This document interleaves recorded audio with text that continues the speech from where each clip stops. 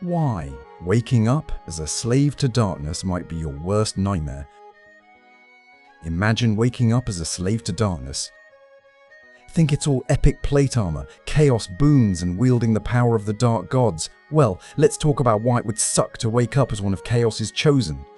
Before we dive in, if you enjoy deep Warhammer lore dives and grimdark storytelling, feel free to hit that like button and subscribe, but only if you're genuinely having a good time hanging out with us under the dark banners of Chaos. Also, let us know in the comments, what army project or hobby madness are you working on right now? Are you building your own Chaos warband, painting Stormcast, or maybe crafting terrain fit for the mortal realms? We'd love to hear what's on your hobby table. Let's walk into the howling vortex together. So, let's say you open your eyes one day and instead of your cozy bed, you're lying on snow-crusted rocks in the middle of an icy wasteland. Your breath fogs in the air. All around you, shapes move, men and women enormous in black iron armor, their helms crowned with twisted horns, their eyes glowing with unearthly light. Congratulations! You've just woken up as a slave to darkness, which, on the surface, sounds pretty damn metal. I mean, who wouldn't want to stride across frozen battlefields in Baroque plate armor, swinging a demon-possessed sword, earning favor from literal gods? Who wouldn't want to lead screaming hordes into war while chanting praises to the ruinous powers? But let me tell you, it's not quite the dream gig you might think.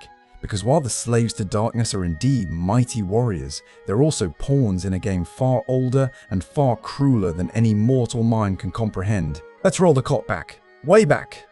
Once upon a time, long before the mortal realms were sundered by endless wars, before Sigmar swung his hammer in radiant skies, before even the concept of order and chaos became locked in cosmic rivalry, there were simply mortals. Tribes of humans, nomads, warriors, shamans. People scratching out a living in harsh worlds beneath uncaring stars. And hovering just beyond the mortal plane were the Chaos Gods. Khorne, Sionch, Nurgle, Slaanesh, entities of pure emotion and endless hunger, swirling together in the seething storm of the realm of chaos. The mortal worlds were their hunting grounds.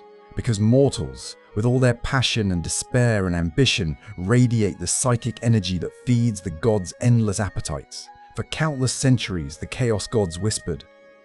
They reached into the dreams of mortal tribes, offering visions of power, glory, revenge. And little by little, the mortals listened. A single chieftain might pray for victory in battle, a shaman might call upon unseen powers to heal a wound or curse a rival, and the Chaos Gods answered. Oh, did they ever answer? But there's always a price. Because once you let the dark gods into your heart, they sink in their claws and never let go. This is how the slaves to darkness were born. In the early days of the mortal realms, humans were scattered into primitive tribes. Many tried to survive on their own, worshipping local spirits or elemental gods. But others turned their eyes northward, toward the edges of the mortal realms, where reality itself grew thin and the realm of chaos bled through. Up there, in lands of perpetual storm and shifting ice, the chaos influence was strongest. The tribes who dwelled near these realms were bathed in the gods' whispers day and night, and gradually these mortals transformed into something new. They became the first slaves to darkness. Men and women clad in heavy iron plate, wielding weapons inscribed with blasphemous runes. Their skin twisted by the gifts or curses of the dark gods, their eyes shining with fanatic devotion. They marched under banners painted in the colors of blood and warp light. They built altars from the skulls of their enemies. They fought endless wars, not merely to conquer lands, but to spill blood in the names of gods who watched from swirling warp storms above. And so the mortal realms became the playground of chaos. Chaos didn't just happen overnight. The slaves to darkness didn't suddenly appear fully armored and screaming, "Praise to Khorne!" No. It was a slow descent. First came the gifts. A warrior might find himself blessed with unnatural strength. His wounds knit shut before his enemy's eyes. His voice could command entire tribes, or he might be able to breathe warp flame, reducing foes to cinders. And for a while, everything seems perfect. But then the price comes due. Maybe that mighty warrior finds his flesh-growing scales.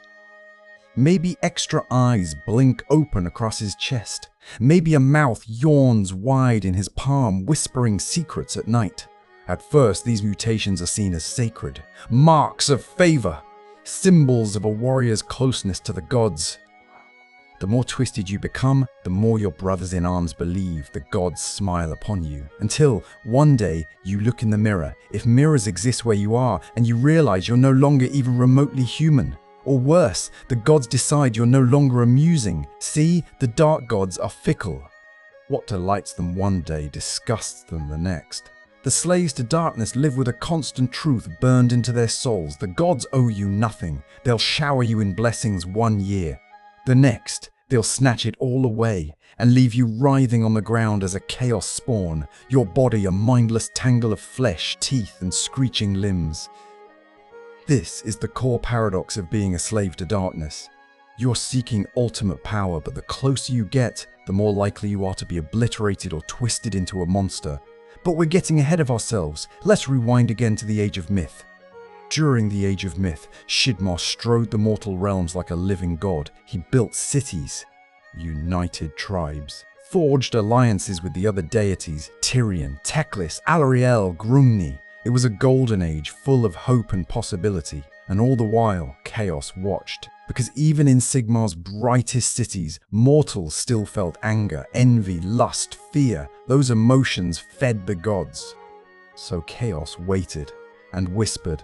When the age of chaos finally broke upon the mortal realms, it happened like a tsunami. The slaves to darkness surged forth in black iron waves, crashing over kingdoms that once thought themselves invincible. These weren't just ragged barbarians anymore. By then, the slaves to darkness had evolved into vast, disciplined armies.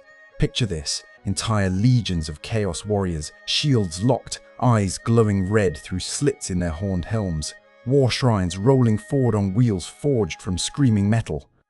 Chaos sorcerers chanting spells that twisted reality itself. The ground trembling as monstrous, chaos knights galloped forward on daemon steeds, their lances sparking with warp light. This was the age when the slaves to darkness truly became a force of legend and terror. Mortals fled their cities in droves. Civilizations were torn apart. The realms were plunged into an age of darkness that lasted centuries. And at the center of it all stood one name, Archaon. But hold on, we'll get to him later. He's the main event. Right now, let's focus on what it meant for a normal mortal to become one of the slaves to darkness. Because it wasn't always voluntary. Sure, some joined willingly, seduced by promises of power and immortality. Who wouldn't be tempted, right? You're a poor warrior in a tribe scraping by in frozen wastes. You see your family starving, and then a towering Chaos Lord arrives in gleaming black armor and offers you a choice: kneel and gain the favor of the gods, or be nailed to a totem as an offering. Many mortals chose to kneel. Others were born into it. Entire tribes were raised under Chaos banners, never knowing any other life. To them, worshipping Khorne, Tzeentch, Nurgle, or Slaanesh was as natural as breathing. Their childhoods were spent watching sacrifices burn on war altars. Their lullabies were chants praising the gods. Their toys were bone daggers and miniature axes. Imagine growing up in that world. Your first lesson as a child isn't how to count, but how to carve the 8-pointed star of chaos into a skull. You learn to recite the names of the gods before you learn your own, and by the time you're old enough to swing a sword, you're already yearning for the favor of beings who might one day turn you into a mindless blob of teeth and tentacles. Because that's the thing about the slaves to darkness. They believe with absolute conviction that power is worth any price, and the price is high. As the slaves to darkness expanded, they developed a culture entirely unlike any other in the mortal realms. Despite what some might think, they're not pure savages. Their society is complex, with strict hierarchies, traditions, and codes of honor twisted into chaos's bloody shape. There are warbands that have roamed the wastes for centuries, each with its own heraldry, colors, and sacred rituals. Some worship a single god exclusively: Khorne's Bloodbound, Tzeentch's Arcanites, Nurgle's Rotbringers. Others remain undivided, pledging loyalty to chaos as a whole, playing the gods against each other in a deadly game of cosmic politics. And there are rules. Honor matters among many chaos warriors. Treachery exists, of course, but blatant cowardice or betrayal is often punished with swift death, or worse, transformation into a chaos spawn.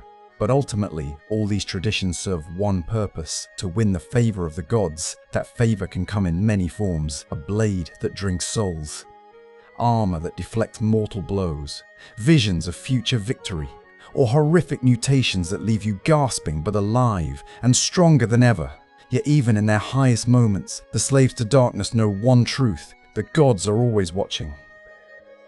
And when they tire of you, they'll cast you aside like a broken toy. So yeah, waking up as a slave to darkness sounds cool on paper. Daemon swords, roaring warbands, the chance to become a legendary Chaos Lord. But the fine print? That's where things get ugly. Because chaos doesn't give gifts. It only offers temptations and consequences. And once you take the first step down that blood-slick path, there's no going back.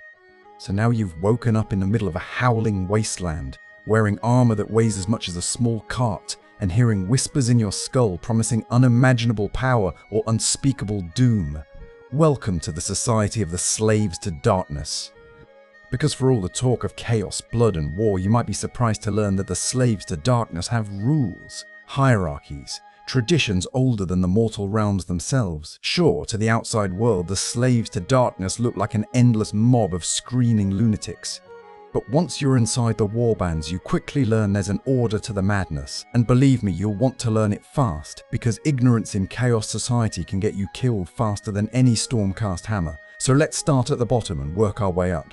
Imagine you're just a mortal tribesman. You were born into one of the countless chaos tribes roaming the wild places of the mortal realms. Maybe your father was a warrior. Maybe your mother was a seer who read signs in pools of blood.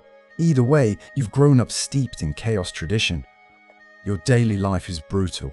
There's no farming, no peaceful villages. You spend your time raiding, fighting, and chanting prayers to the dark gods. Food is whatever you can steal or hunt. Shelter is animal hides in snow caves or war camps built from the bones of fallen enemies. But even at this level, there's a hierarchy. Young warriors prove themselves in skirmishes. They're trained by older veterans. Chaos warriors who survive dozens of battles and carry more scars than intact skin. These veterans teach you how to swing an axe, how to survive the killing cold of the chaos wastes, and, most importantly, how to read the moods of the gods. Because here's the first rule of life among the slaves to darkness: never assume the gods are pleased with you. That way lies complacency. And complacency in chaos is suicide. As a lowly tribesman, your ultimate dream is to attract the attention of your warlord. Maybe he's a chaos lord. Maybe he's a chaos lord. An immense figure in black iron armor, his helm crowned with horns, his voice echoing with unnatural power. Or maybe your leader is a sorcerer lord, wielding arcane secrets that warp the world itself.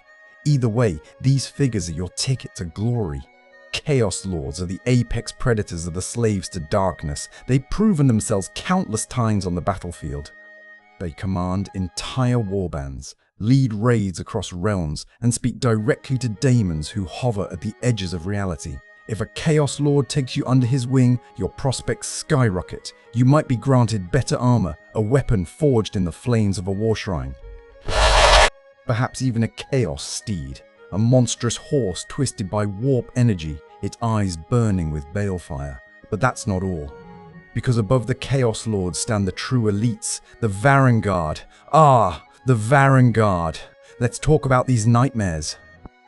The Varangard are the personal knights of Archaon, the Ever-Chosen himself, the mightiest of all mortal champions.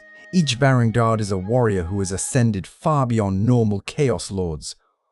They've slain countless foes, survived the worst the Chaos Gods can throw at them, and sworn eternal fealty to Archaon alone. Their armor is blacker than midnight, inscribed with runes of binding and doom.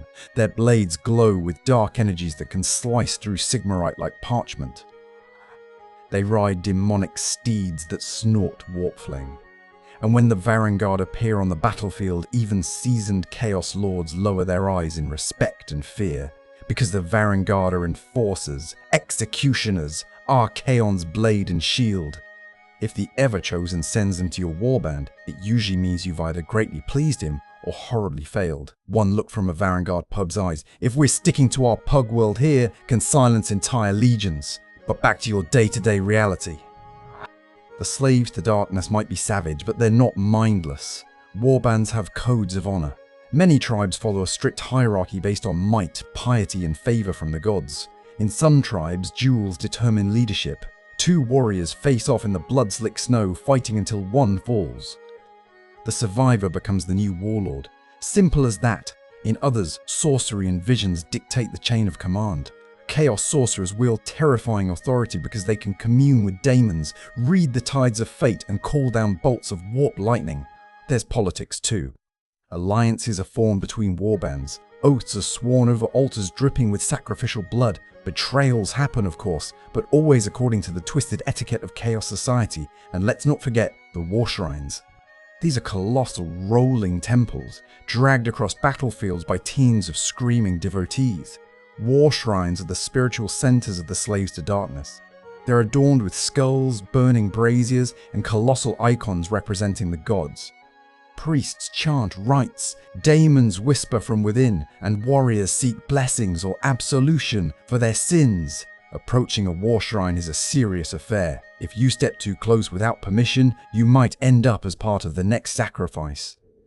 But if you earn the favor of the gods, the war shrine might bless you with a boon. Glowing runes seared into your flesh, eyes that see glimpses of the future, or weapons crackling with warp energy.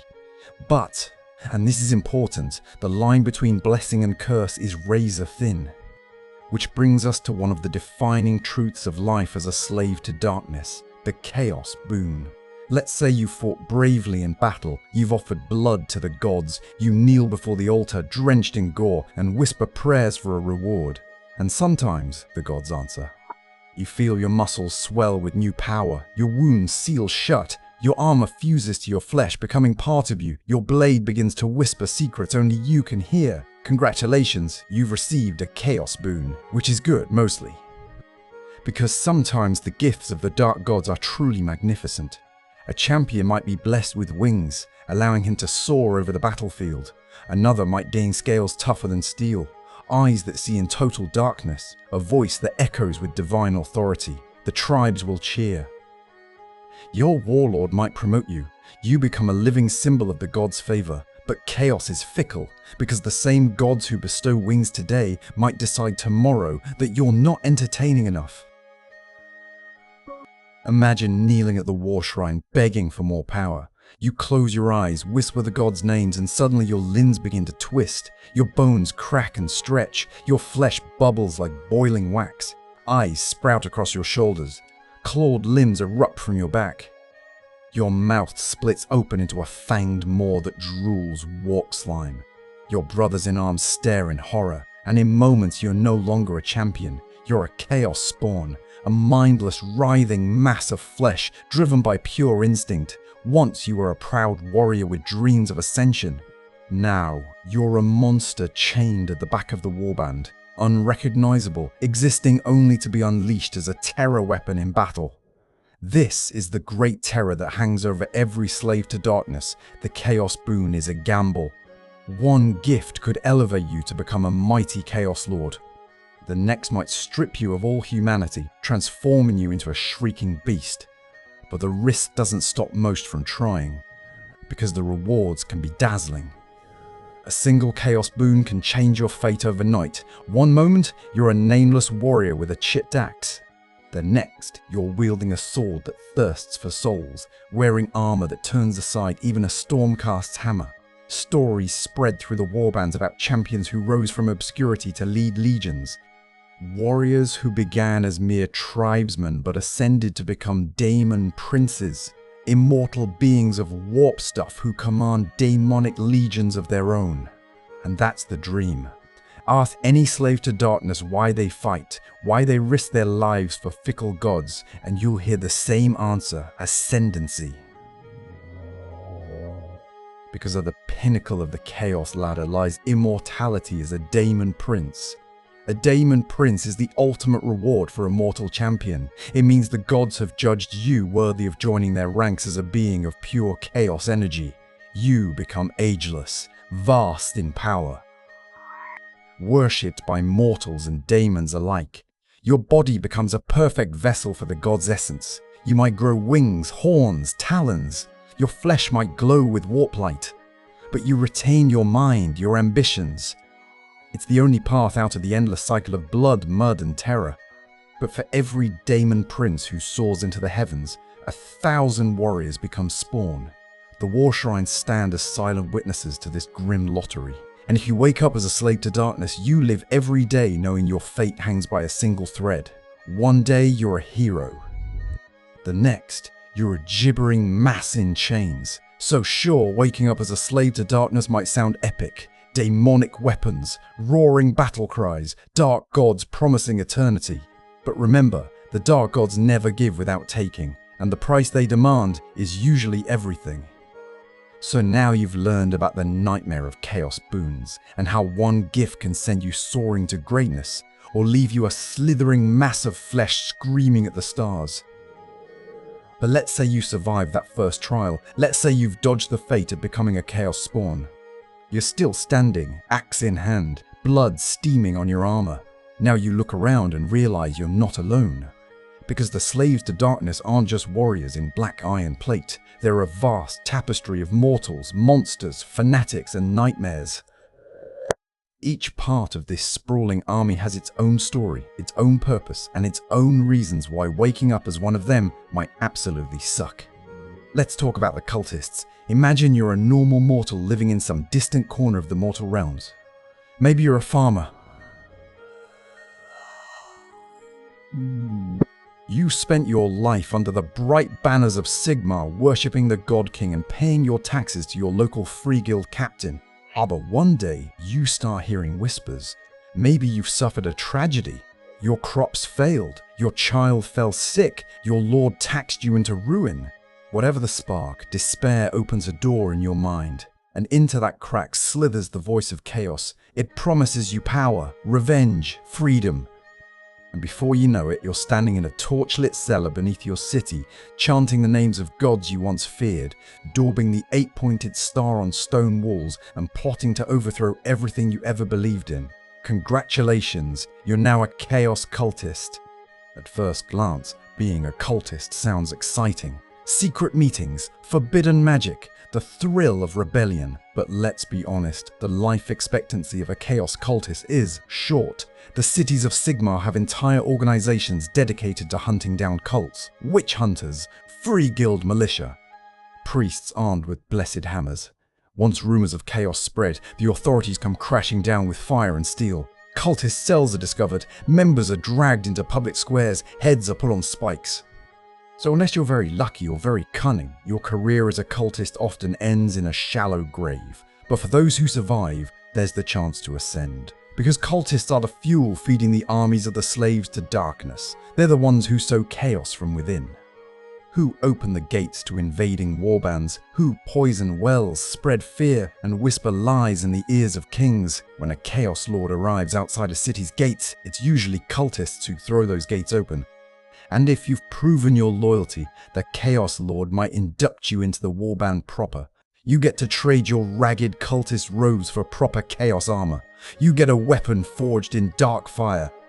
You join the ranks of the real warriors. Of course, that just means your life is still hell, but with better gear. Now let's talk about the Chaos Warriors. These are the true backbone of the slaves to darkness. Massive figures clad in baroque black iron plate, decorated with runes, horns, and trophies taken from fallen enemies. Their armor is so thick it can stop a stormcast hammer. Their shields bear the 8-pointed star, and their weapons glow with warp energy, each blade inscribed with the blessings or curses of the dark gods.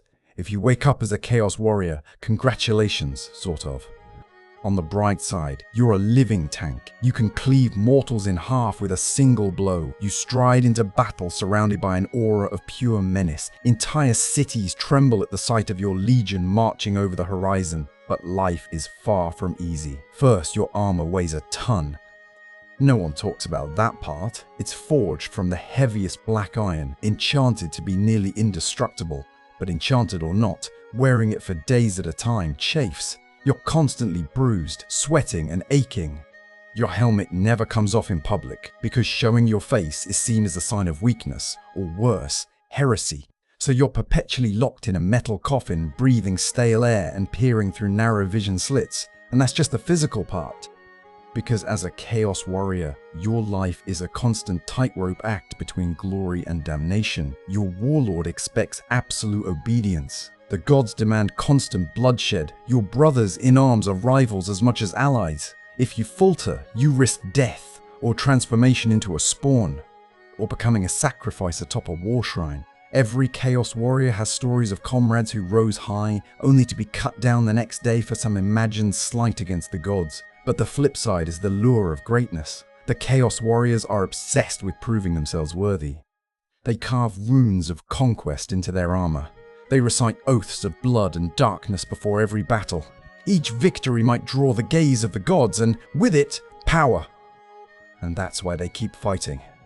Because the dream of becoming a Chaos Lord, or even a Daemon Prince, is too intoxicating to resist. Next, let's look at the Chaos Knights. Take everything I just said about Chaos Warriors and put it on horseback. Chaos Knights are the elite shock cavalry of the slaves to darkness. They ride enormous chaos steeds, hulking beasts twice the size of normal horses, with flaming eyes and iron-shod hooves that spark warp lightning when they hit the ground. These mounts are bred or conjured in the darkest pits of the warbands, creatures warped by generations of chaos magic. If you're a Chaos Knight Pug, because we're still imagining all of this as Pug versions, you wear even heavier armor. You wield lances as tall as flagpoles, designed to impale enemies and shatter shields. When your cavalry charge hits, entire ranks of enemy soldiers explode into bloody mist. It's glorious, but also terrifying, because charging into a mass of spears and halberds is as suicidal as it sounds. Even with warp-forged armor, many Chaos Knights end up skewered. But the Chaos Knights live for the charge. It's their purpose, their addiction. The thunder of hooves, the crunch of enemy bones, it's like music to them. And then there are the Chaos Chosen. Ah yes, the Chosen. These are Chaos Warriors who have proven themselves time and again, earning special favor from the gods. Their armor is even more ornate, often fused to their flesh in twisted symbiosis. Their weapons blaze with dark fire. Their presence radiates an aura that makes lesser mortals tremble. If you're a Chosen, you're both envied and feared, because you've proven you're worthy. But the higher you climb, the more precarious your position becomes. The gods love nothing more than watching their favorites fall. The other warriors watch you with wary eyes. If you show even the slightest sign of weakness, someone will challenge you. Because in the Slaves to Darkness, there's only one rule: ascend or die trying. But wait, we're not done. Because beyond the mortal warriors lie the monsters. The Slaves to Darkness don't march to war alone. They bring with them creatures from the darkest nightmares of the mortal realms. Let's talk about Chaos Spawn first. These are the tragic reminders of what happens when the gods grow bored. A Chaos Spawn might have once been a proud champion, a warrior who led countless victories. But one day, the gods decided he wasn't amusing enough anymore, and so his flesh twisted. Bones cracked. Limbs split and grew new joints. Eyes and mouths sprouted across his body. Claws replaced fingers. Reason dissolved into madness. Now he's a writhing horror kept on chains, used as shock troops, or released onto the battlefield to sow terror. No mind remains, just hunger and pain. If you wake up as a Chaos Spawn, well, there's really no coming back from that. But the warbands have bigger beasts too. Mutalith, vortex beasts. Picture a colossal creature lumbering across the battlefield, its flesh a swirling mass of eyes, tentacles, and warp fire. Reality bends around it. Warriors mutate just from standing too close. Entire formations dissolve into chaos. Mutaliths are living engines of mutation. A Chaos Lord might unleash one when he wants to erase entire units, or if he's hoping the enemy's general will sprout an extra head and start babbling secrets. Then there's the Slaughter Brute, a hulking beast of pure muscle, covered in iron plates and adorned with countless chains. A Slaughter Brute is summoned or captured and bound with runes. It crushes enemies like insects. The catch? It's barely controllable. If its master falters for even a second, the slaughter brute turns on its own side, rampaging through the warband. And don't forget the war shrines. These aren't monsters exactly, but they're walking temples pulled by monstrous beasts. On top, sorcerers and priests chant prayers, invoking blessings from the dark gods. Warp light flickers from braziers, icons of chaos spin slowly, whispering secrets only the faithful can hear. A war shrine is both a weapon and a symbol. Warriors gather around it, seeking boons. And in battle, it can unleash pulses of warp energy that melt enemies into shrieking puddles. But every war shrine demands blood. Sacrifices are constant. Woe betide the warrior who's chosen as the next offering. So if you're part of the Slaves to Darkness, your daily companions range from grim warriors to nightmare beasts. And every one of them wants either your loyalty or your flesh. Which brings us to the question, why do they keep doing it? Why do mortals hurl themselves into the service of gods who might destroy them on a whim? Why would anyone want to be a slave to darkness, living under a constant threat of mutation, death, or worse? The answer is simple. Faith. Because for all their savagery, the slaves to darkness are not just brutes swinging axes for fun. They are believers. Their entire existence revolves around faith, twisted, blood-soaked faith, but faith all the same. From the lowest cultist to the mightiest Chaos Lord, they believe the dark gods hold the answers to everything they seek: power, immortality, freedom from suffering. And that belief shapes every moment of their lives. Let's say you're a newly minted Chaos Warrior. Your entire tribe has gathered beneath a sky blazing with warp light. Snow drifts in swirling patterns, daemons flicker in and out of view at the edges of reality. A sorcerer, Lord, steps forward, robes billowing as he raises his staff. His voice echoes like thunder as he invokes the names of Khorne, Tzeentch, Nurgle, Slaanesh, or perhaps Chaos Undivided. You fall to your knees, because in that moment you believe you're part of something far bigger than yourself. And that belief gives you strength. Chaos faith isn't like the worship of Sigmar or Alarielle. Those gods promise protection, light, and justice. The dark gods don't promise you safety, they promise you opportunity. Khorne offers martial glory and endless slaughter. Tzeentch promises forbidden knowledge, secrets that could reshape reality. Nurgle grants resilience and freedom from fear of decay or death. Slaanesh offers pleasures beyond mortal comprehension, though of course the price is often your soul. And Chaos Undivided? That's the ultimate gamble. Worshipping all the gods at once, trying to balance their competing whims, hoping to play them off each other for your own gain. It's the spiritual equivalent of juggling flaming axes while standing on a minefield. But many warriors try it anyway. Because Chaos Undivided offers the chance to rise above the petty rivalries of the gods, to serve chaos as a cosmic force, to be loyal only to the grand tapestry of ruin that the dark gods weave across eternity. Yet it's also incredibly dangerous. Because when you worship Chaos Undivided, you're always one slip away from offending one of the gods. And the gods, they hold grudges. Imagine worshipping all four, only for Khorne to decide you're getting too cozy with Tzeentch's magic. Or for Nurgle to feel slighted that you've shown too much interest in Slaanesh's pleasures. One day, you're the favored champion of all the dark gods. The next, you're being ripped apart by warp lightning because Tzeentch found you boring. But Chaos Faith isn't just about the gods. It's about the philosophy that underpins the entire Slaves to Darkness existence. Strength rules all. In the mortal realms, Chaos worshippers believe the world is harsh, cruel, and indifferent. Mortals suffer and die for reasons beyond their understanding. So why cling to weak gods who offer platitudes and laws? The dark gods don't hide the truth. They embrace the savage nature of reality. They celebrate ambition. They reward the bold. Among the Slaves to Darkness, power is the highest virtue. The strong rise, the weak perish. That's not cruelty. It's cosmic justice. If you fall in battle, it's because you were unworthy. If you ascend, it's because you proved your might. It's a brutally honest worldview. And for some, it's preferable to the hypocritical promises of order. Because the Slaves to Darkness see the hypocrisy of Sigmar's empire, The corruption in mortal rulers, the lies of priests who preach mercy while burning heretics, so they reject it all and turn to the gods who at least admit they're monsters. But there's more.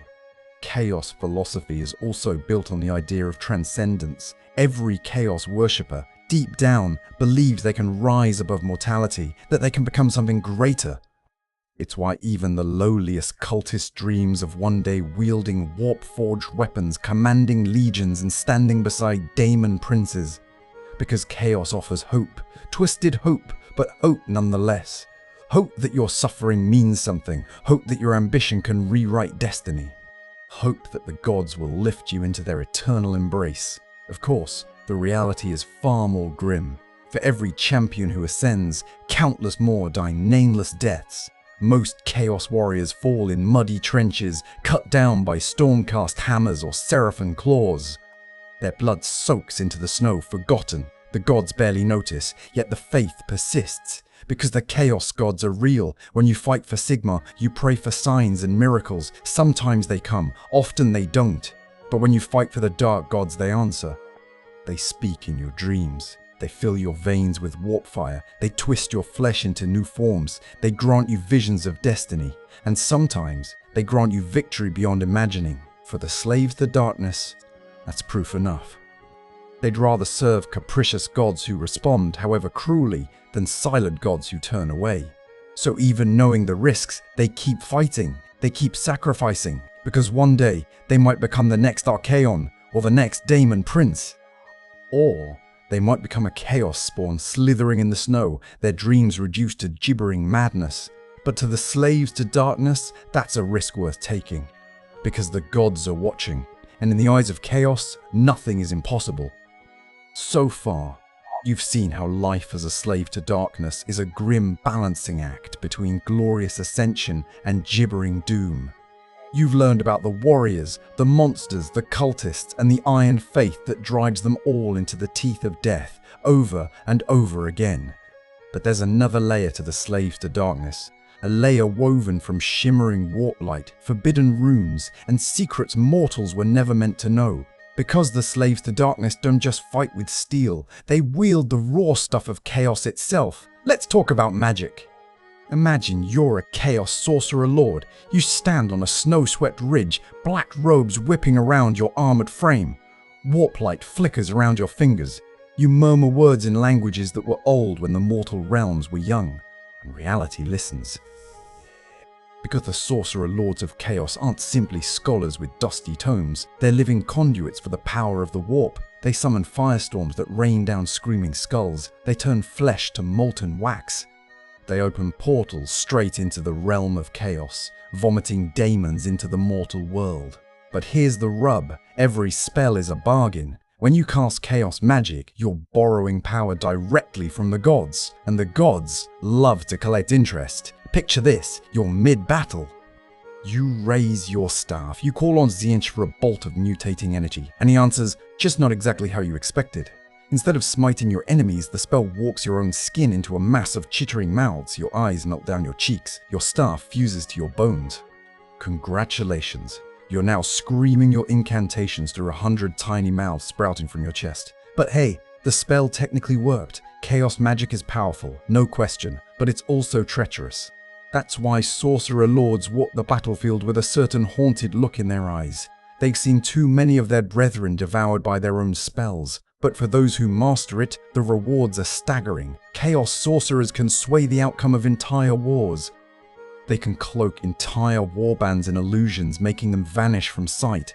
They can curse enemy heroes so that their weapons crumble into rust. They can call down bolts of warp fire hot enough to melt stone. And there's something else, chaos rituals. Rituals are sacred to the slaves to darkness. These aren't just casual spellcastings. They're grand ceremonies conducted under blood moons, amid swirling warp storms, with sacrifices screaming as their life force fuels the rite. A ritual might summon demonic legions. It might bind a monstrous creature to a Chaos Lord's will. Or it might warp reality itself, transforming an entire region into a twisted reflection of the realm of chaos. But every ritual has a cost. The greater the magic, the higher the price in blood, souls, or sanity. And sometimes, the gods simply refuse payment and decide to take your life instead. So if you're a Chaos Sorcerer, you're always dancing on the knife's edge between transcendent power and utter annihilation. But magic isn't the only edge the Slaves to Darkness wield. They also possess technology, though it's a kind of technology born of sorcery, blood, and dark metallurgy. Let's talk about Chaos-forged weapons. These blades aren't just lumps of sharpened metal. Each weapon is crafted in warp-touched forges where molten iron bubbles with demonic faces. Runes glow along the steel. Some blades whisper to their wielders, offering advice or making demands. A Chaos Lord's axe might scream with every swing, thirsting for blood. A Chaos Warrior's sword might drip with warp venom that eats through even enchanted Sigmarite plate. And then there's Chaos Armor. Forged from black iron drawn from mines that tunnel too close to the realm of chaos, Chaos Armor is both a blessing and a prison. It can turn aside mortal weapons, it can deflect spells, it might even fuse to your flesh, turning your body into an unstoppable juggernaut. But fused armor comes at a price. It becomes part of you. You can't remove it without tearing your own muscles from your bones. Imagine living your entire life encased in iron, sleeping, eating, bleeding, all from behind a horned helm. But that's the price of power. And then there's the war shrines. These are technological marvels in their own horrific way. Massive mobile temples crafted from brass, iron and stone, engraved with dark runes. They're hauled into battle by chains attached to monstrous beasts. On top stands a chaos sorcerer or priest, chanting prayers that ripple through reality. Warp flames roar from braziers. Icons of the dark gods spin slowly, casting eerie shadows on the snow. The war shrine doesn't just inspire warriors, it channels pure chaos energy. A war shrine can heal the wounded, empower nearby troops, or unleash pulses of warp force that liquefy enemy ranks. It's both a weapon and a holy relic. And for many slaves to darkness, fighting near a war shrine is the closest they'll ever come to feeling truly blessed. And let's not forget the artifacts of chaos. These are relics forged in the crucibles of the gods themselves. Each one is unique. Each one has a story soaked in blood and screams. There's the blade of the Desecrator, a sword that grows sharper with every battlefield defiled. The helm of the Oppressor, which radiates such terror that enemies drop their weapons in sheer panic. The mark of the High Favored, which burns so brightly with divine approval that lesser warriors fall to their knees in worship. But owning an artifact is a dangerous thing, because an artifact can attract the gaze of rival Chaos Lords. It can earn you the envy of your own warband. And sometimes the artifact itself has a mind of its own. Many Chaos Warriors have woken up to find their own weapons trying to kill them in their sleep, because in the world of chaos, even your sword might decide it's bored with you. So yes, magic, technology, artifacts. The slaves to darkness have incredible tools at their disposal, but every tool cuts both ways. A spell might save your life or melt your flesh. An artifact might grant you power or consume your soul.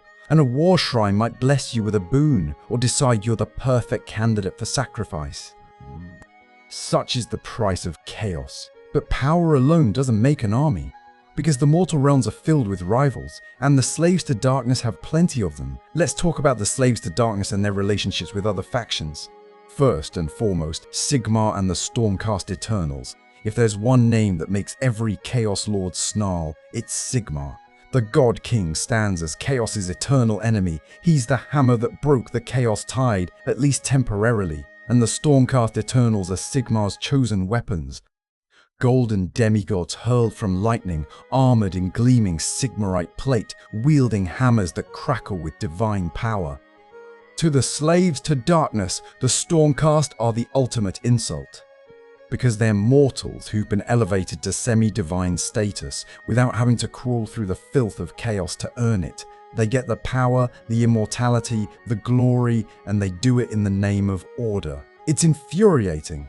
So when slaves to darkness warbands clash with Stormcast hosts, it's more than just war. It's cosmic ideology smashing together. Chaos sees the Stormcast as hypocrites, preaching virtue while slaughtering entire tribes deemed tainted. Stormcast see the slaves to darkness as monstrous traitors who sold their humanity for power. The battles between these two forces are legendary. Entire regions of the mortal realms have been reduced to blasted wastelands as a result. Then there's the cities of Sigmar. Mortals who cling desperately to civilization, building walls and towers and laws to keep chaos out. To the slaves to darkness, the cities of Sigmar are ripe targets. Weak mortals huddling behind stone ramparts, pretending their little prayers can keep out the dark.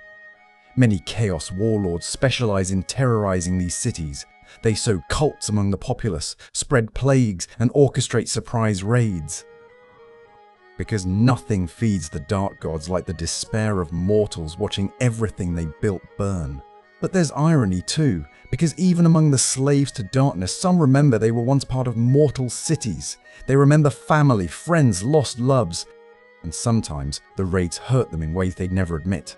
Then there are the other Chaos factions. You might think Chaos is united. After all, they serve the same gods, right?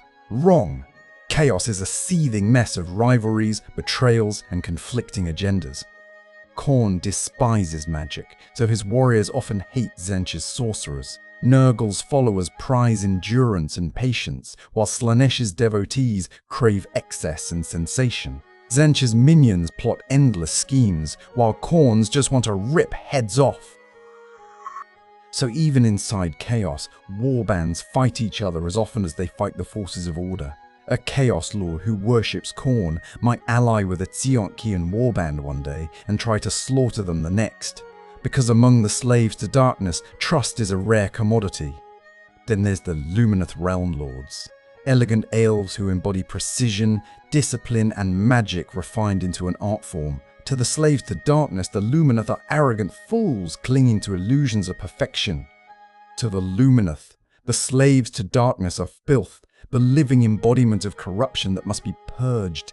Their clashes are often sudden, vicious, and spectacularly destructive. Entire mountain ranges have collapsed under the magical battles between these two forces. The Daughters of Khaine are another interesting relationship. Morathi's followers worship murder, blood, and sacrifice. While they're technically on the side of order, well, the lines blur. Sometimes the Daughters of Khaine ally with Chaos warbands for mutual gain. Other times they clash violently, driven by the bloodthirsty whims of their goddess. Because Morathi's goals are ultimately her own, and she'll use or betray anyone if it serves her power. Then there's the Skaven. Oh, the Skaven. Ratmen lurking in the shadows. Masters of sabotage, betrayal, and warpstone-fueled madness. The slaves to darkness often find themselves working alongside Skaven in raids. But let's be clear, neither side trusts the other for a heartbeat. A Skaven warlord might promise his Chaos allies an alliance, then drop a warp bomb on them mid-battle if it suits his plan. And Chaos warlords have learned to keep a close eye on their rat allies, preferably with a sword at their throats. Finally, there are the Seraphim. Celestial beings descended from the stars, scaly warriors of order and cosmic balance. To the Seraphon, the slaves to darkness are an infection to be purged. To the slaves to darkness, the Seraphon are bizarre lizards who appear from nowhere and ruin perfectly good raids. Encounters between these factions are often cataclysmic. Bolts of celestial energy crackle across battlefields. Daemons clash with living star creatures, and Chaos warriors scream defiance at cold-blooded reptilian eyes. In the end, the slaves to darkness have no true friends. Their entire existence puts them at odds with everyone else in the mortal realms. Even other Chaos forces are rivals waiting for a moment of weakness. And so the slaves to darkness march ever onward, alone, yet bound together by a single, unyielding truth: only power matters. And for power, they'll fight the entire world. So far, we've peeled back the layers of what it means to live and perhaps die as one of the slaves to darkness. You know about the warbands, the monstrous beasts, the dark magic, and the endless ambition. But in the mortal realms, no faction exists in a vacuum, and the slaves to darkness have enemies, plenty of them. Let's talk about who stands in their way and why waking up as a slave to darkness means you basically signed up to fight the entire cosmos. First, there's the big name, Sigmar and his Stormcast Eternals. Sigmar hates chaos with every molten atom of his divine soul. And the slaves to darkness are the living embodiment of everything he despises: corruption, treachery, and the ruin of mortal hope. When a chaos warband comes rolling out of the wastes, burning villages and dragging captives to screaming altars, guess who shows up in a flash of lightning? The Stormcast Eternals. Imagine waking up as a chaos warrior. You've just finished hacking your way through Free Guild militia. You're drenched in blood, feeling pretty good about yourself. Then suddenly the sky cracks open, a lightning bolt slams into the ground, and a giant golden warrior steps out swinging a hammer the size of your torso. Not ideal. The Stormcast Eternals are the ultimate enforcers of order. They fight with absolute conviction that chaos must be purged from the realms. They're relentless. They're tireless. And worst of all, they come back after you kill them. So if you're a slave to darkness, you can never relax. You might think you've won the battle, only to discover that Stormcast souls are reforming in Azir, ready to be hurled back into the fight. And the worst part? Stormcast are mortal enough to remember the horrors of chaos. Many were once farmers, nobles, or soldiers who saw entire cities devoured by chaos warbands. Their hatred burns hot and personal. So for the slaves to darkness, fighting the Stormcast is like punching a wall that just refuses to fall over, no matter how many times you swing. Then there's the cities of Sigmar. To Chaos Warriors, these cities are soft targets and also eternal thorns in their side. Because while the Free Guilds might seem weak compared to Chaos Warriors, the cities of Sigmar are stubborn as bedrock. Their walls are high, their artillery is fierce, and their people fight like cornered beasts when chaos comes knocking. Every Chaos Warlord dreams of the glory that comes from toppling one of these cities. Loot, slaves, sacrifices, it's all there for the taking. But many have learned the hard way that sieging a city of Sigmar can become a quagmire. Long walls, determined defenders, and the ever-looming threat of Stormcast reinforcements mean that what started as a quick raid can turn into a slaughter for the attackers. So if you're a slave to darkness, you learn to respect those city gates, because behind them waits a world of hurt. Then there's the Seraphim. Ah yes, the space lizards. Imagine you're a Chaos Lord leading your warband across the plains. You're roaring triumphantly, waving your daemon blade. Everything's going great.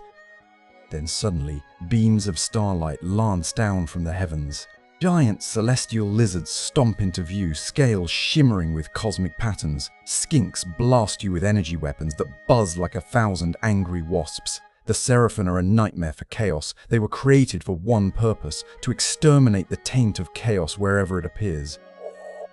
Their very presence burns with celestial order, unraveling the warp stuff that sustains chaos magic.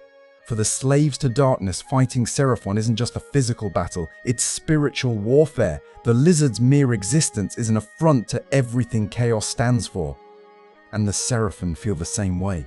They don't negotiate, they don't leave survivors. When they appear, it's to erase chaos from the map, not exactly a fun day at the office for your average chaos warrior. Then there's the Fireslayers. Stubborn Dwarden mercenaries who love nothing more than fighting chaos for a price. Fireslayers despise chaos corruption. They see it as an abomination, a threat to the ancient honor of their kind.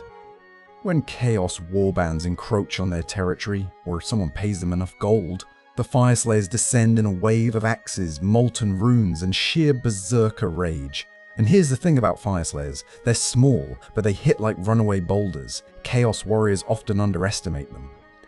Then they discover that the average Fireslayer can split plate armor like paper. Also, they have magma droths, giant reptilian beasts that breathe liquid flame. Fun times.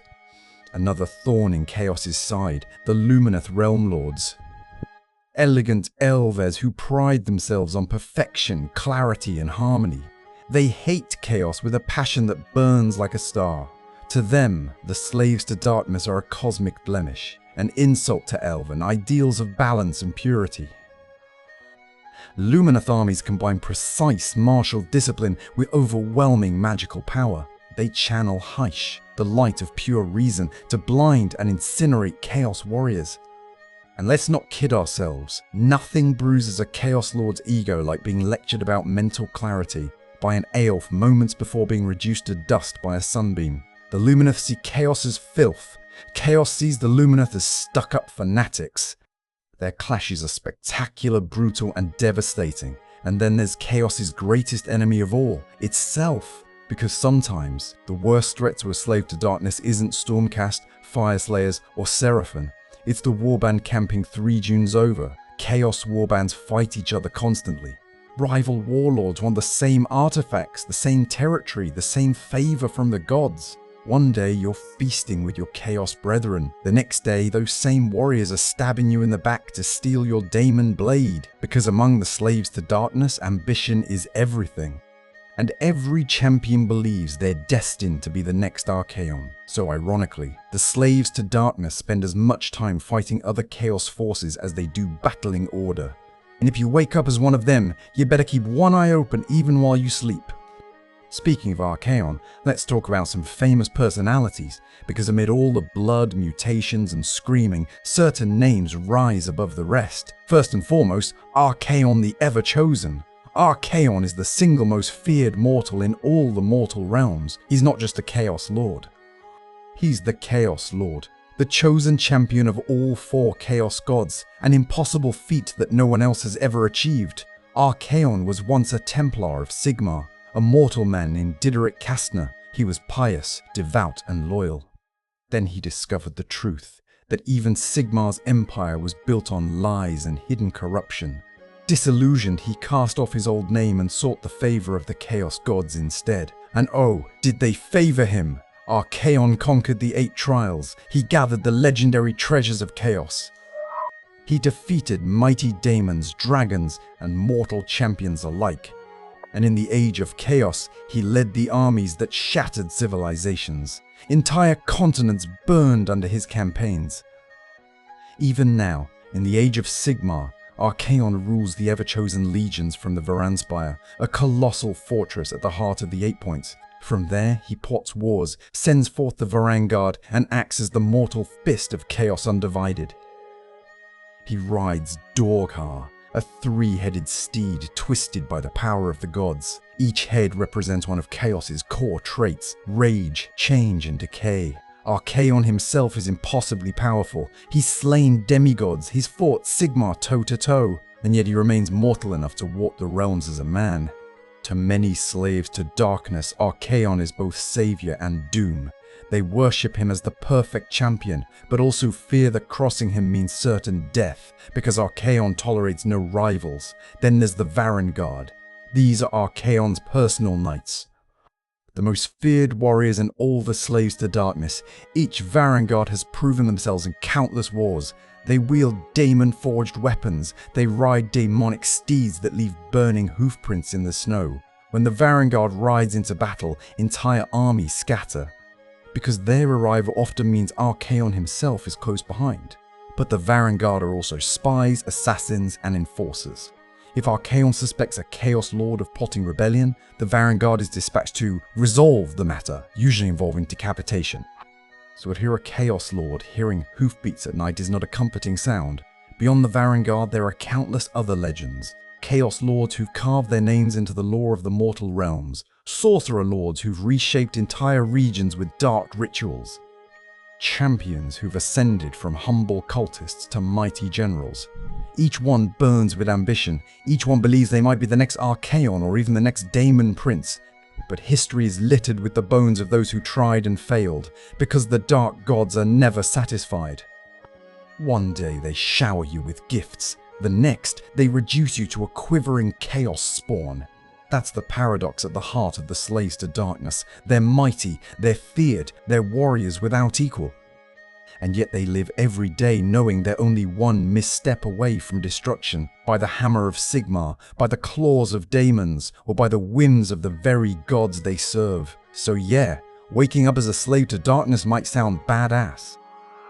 But when you're surrounded by enemies and your own allies might decide to slit your throat, the glory starts to tarnish a bit. Because in the mortal realms, chaos always demands its due, and for the slaves to darkness, the price is never cheap. So you've learned about the monstrous warlords, the sorcerous rituals, the cosmic betrayals, and the endless hunger of the dark gods. You've heard of Archaon, the Varangard, and the daemonic beasts that prowl the chaos wastes. But here's the real question. What's life actually like day to day for a slave to darkness? Let's say you wake up tomorrow as one of them. What's your morning look like? First, it depends who you are. If you're a lowly tribesman, you wake up in a tent made from animal hides and stitched together scraps of mail and banners torn from defeated foes. The wind howls outside, snow drifts in through gaps in the leather. There's no soft bedding, no crackling fireplace. Just a pile of furs that stink of sweat, blood and warp taint. Your first task of the day? Sharpening your weapons, because a dull blade is a dead warrior. Then you check your armor for cracks. In the chaos wastes, a single flaw in your plate can mean an enemy spear in your guts by nightfall. Breakfast? Forget bacon and eggs. If you're lucky, you get a strip of half-frozen meat from the previous day's raid, or maybe some blackened bread baked over a chaos war shrine's braziers. If you're unlucky, you're drinking thin broth made from snow water and bone shards, or gnawing on chunks of mutant beast flesh that wriggle slightly when you touch them. Delicious. Next comes training. Chaos warbands might be savage, but they're also highly disciplined. Warriors spend hours every day sparring in the snow, learning new formations, practicing shield walls. Chaos knights practice charges on daemon steeds, lances lowered, roaring oaths to the dark gods. Chaos warriors drill in perfect ranks, axes and swords flashing in the pale light. It's loud, brutal. And the instructors aren't shy about using real weapons. Accident or common. Many a Chaos warrior lost an ear, a finger, or half their face to an overzealous training partner. Because here's the thing, even training is a competition. Every man and woman in the warband wants to prove they're the strongest, because strength earns favor. And weakness earns you a shallow grave in the ice. If you're a Chaos sorcerer, your morning looks a bit different. Instead of sparring, you're up before dawn, kneeling before a war shrine, chanting spells that echo through realms unseen. Your mind stretches into the realm of chaos, seeking glimpses of the future.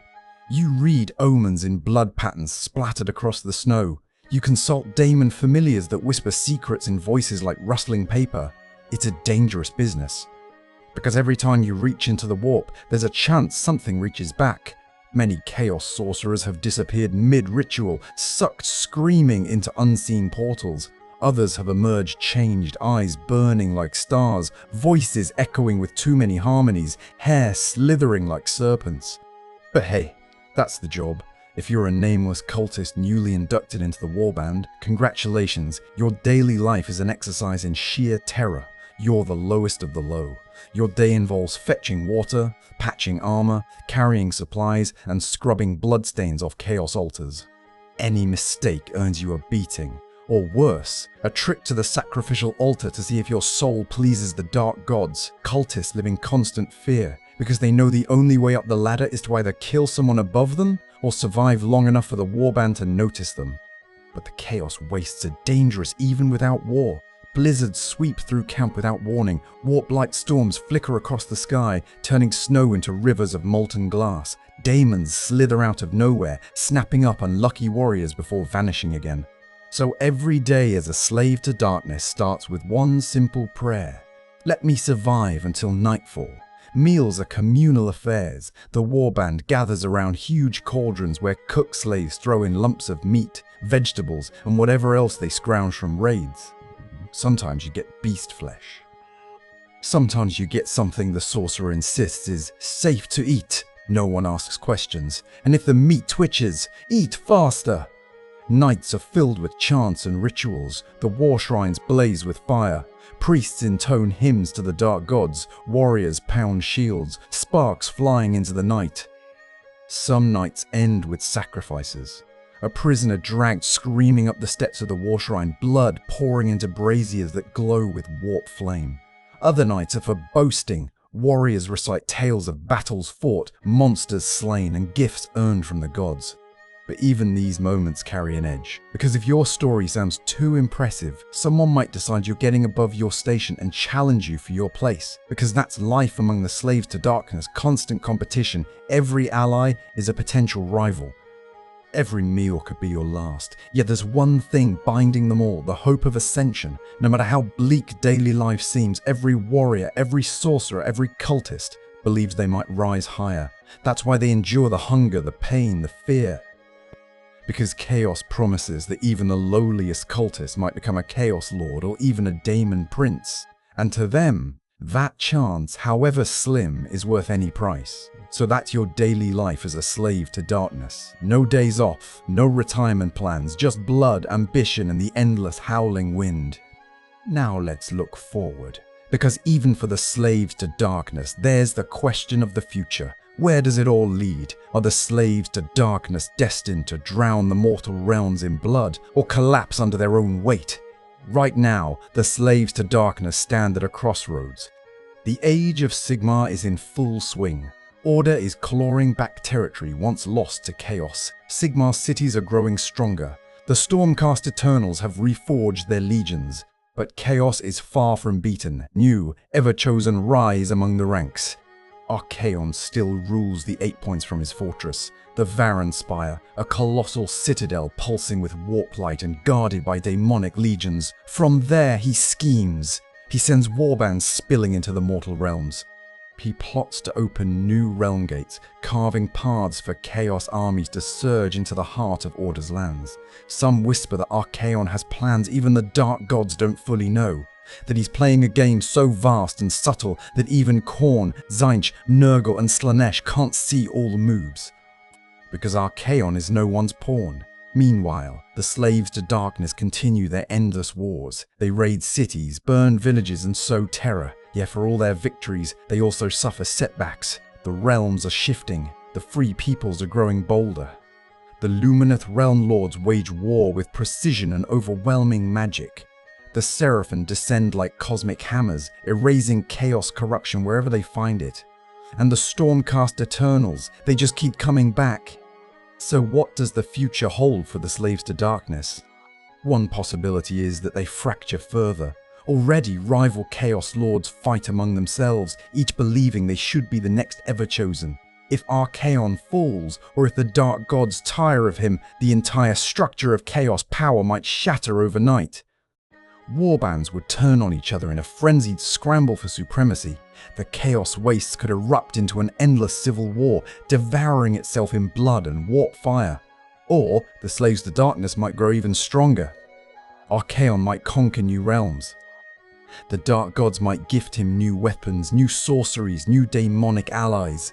Entire cities might fall to chaos cults from within. New realm gates could open paths for chaos invasions. The mortal realms could drown beneath black banners and chanting warriors. Either way, one thing's certain, chaos never truly dies. As long as mortals feel anger, fear, lust, ambition, the Dark Gods will find followers. The slaves to darkness might be beaten back, but they'll never be extinguished. Because their faith is eternal, and the gods they serve are patient.